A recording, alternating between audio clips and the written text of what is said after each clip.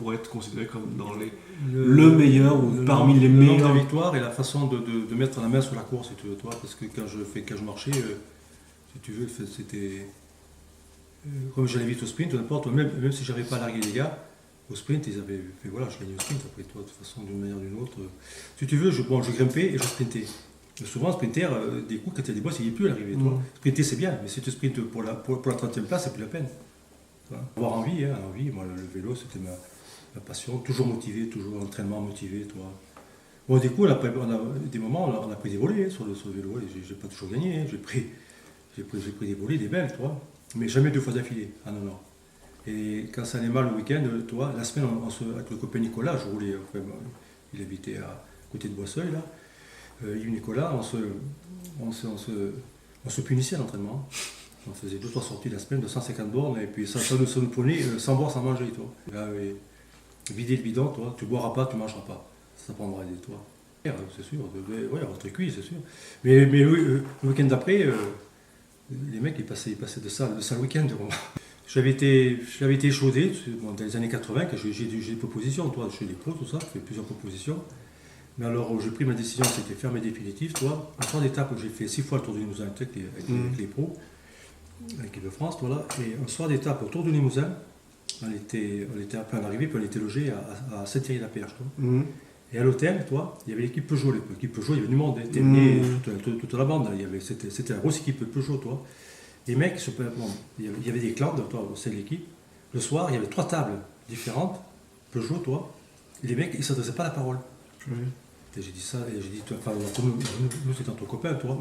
Et j'ai dit, les gars, si c'est ça, moi c'est réglé, c'est terminé, toi. Ça a été fini, toi. Il y avait Guimard qui voulait m'embaucher, il y avait des Grimaldi, il y avait d'autres mecs, toi, qui voulaient, mais ça a été niette. Guimard m'avait donné rendez-vous, on devait se rejoindre pour signer mon contrat, il avait un contrat, c'était à Poitiers, je crois, toi, à Poitiers, toi, on s'était donné rendez-vous, et je crois qu'il m'attend encore. Je reviens à AGC, j'ai gagné 2 fois Châteauroux-Bourges, c'est toi. On faisait Châteauroux-Bourges, et l'année d'après, on faisait Bourg-Châteauroux, à l'envers, toi. C'était classique, hein. Et une année, j'avais mon câble de derrière qui se bloquait, et j'avais que 53-14, toi. Sur le plat, toi, ça faisait juste, toi. Je tournais les pas, toi. Et j'ai fait quand même les 30 derniers kilomètres tout seul, toi. Mais avec le paquet à 30-40 secondes, jamais plus, toi. Et j'ai réussi à tenir comme ça, en tournant les guibolles, des coups, tu sais, oulala, toi. Là, c'était Châteauroux-Bourges, et l'année d'après, j'avais gagné Bourg-Châteauroux, et j'avais gagné au sprint en vacances. Bon, le premier jour, on a pris quasiment une petite volée, puis on arrive tous fait dans le peloton. Par contre, le lendemain, on a remis le panneau à l'heure tout de suite, hein. Et je me souviens, j'avais gagné 2 étapes, mon copain Nicolas avait fait 2, une étape, là. Et le dernier jour, là, je perds le général pour quelques, je crois, c'était 11 secondes, je crois. Et c'était Marc Gomez qui avait gagné l'étape. Et on arrivait dans la côte de l'Escouette, à Jugon-les-Lacs. Gomez, quand on est arrivé là-dedans, voilà, les gens, ses supporters, le poussaient dans la bosse, toi. Il était un peu à la ramasse, toi. Il était à la rupture, toi. Il le poussait. Alors mon copain Nicolas, qui lui s'était laissé prendre un tour de circuit, toi, il avait enlevé ses godasses, les godasses Adidas à l'époque, toi. Par les lacets, il y avait des lacets à l'époque, toi.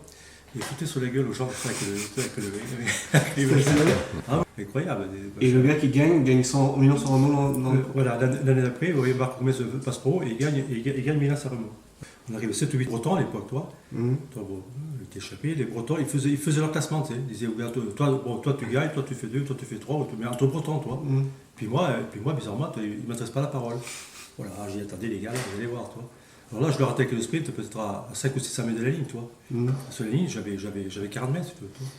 Tu aurais vu la fumée qui se sont passés entre eux, après, ils se sont mis une crêpée de chignon, dis donc. Avec Francis Dutheil, j'ai passé des moments inoubliables.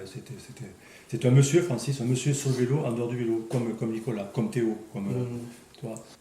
Avec Francis, c'est une petite anecdote, toi, là.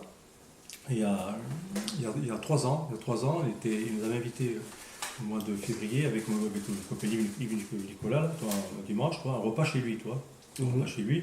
Et puis bien sûr, on a refait les courses, on a refait le monde, toi évidemment, hein, tu refais le...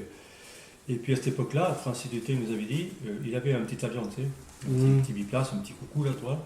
Il a dit, les gars, vous reviendrez l'été, mois de juin, juillet, et à Tour de Rôle, je vous ferai faire un baptême de l'air. Et là, on a dit, non, Francis, baptême de l'air, c'est réglé, c'est niette. J'ai dit non. Et parce que, Francis, on t'a connu sur le vélo, on t'a connu en voiture, c'est un filet de vitesse, c'est un personnage, Francis. Hein. un filet de la bagnole, un filet de la moto. Je dis l'avion, il ne compte pas. Francis nous a beaucoup marqué. J'aurais pas eu du tail, si tu veux, j'aurais pas fait la carrière, c'est sûr. Qu'est-ce qui t'a transmis? Qu'est-ce qui t'a appris? Ah, tout. Tout. Le courage, la volonté, la façon de courir, toi.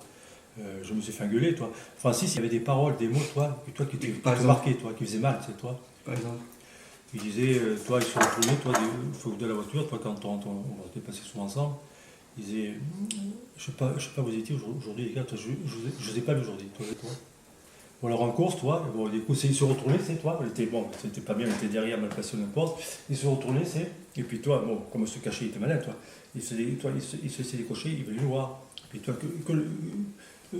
sans la parole, toi, que le regard, on avait pigé, toi, qu'il fallait les rouler devant, qu'il fallait se bouger le cul. Quoi. À l'époque. C'est la cassure, la grosse.